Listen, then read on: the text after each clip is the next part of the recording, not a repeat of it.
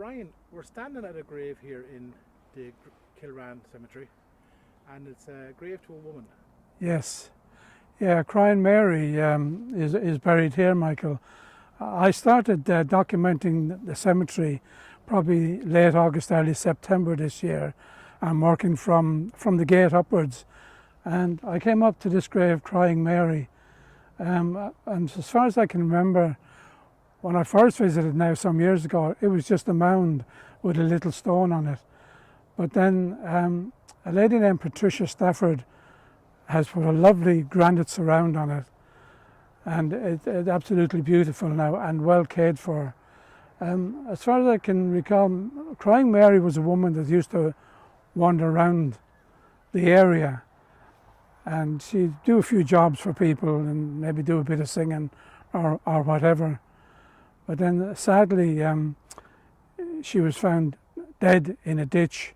Now I don't know what year that was, down in Ballyhote, about 10 minutes away from here, and then buried here, and a little bit separate from the main cemetery, but nevertheless now she's surrounded by a lovely granite and a nice headstone here, and remembered with fondness. Yeah, the people of Rosslare and Kilrane, they do know who she is. Yeah. I've still to get the full story, and I hope to get more information, Mick, but that's as much as I have so far anyway. But I look forward to the future research, and there's 42 rows of graves in this cemetery, and I've listed over 800 people so far and photographed every single headstone. So it'll be in the form of a database, so it'll be accessible by all eventually, and I hope to complete it before the end of this year, weather permitting. And are you doing it off your own back, Brian? Oh yeah, absolutely, yeah.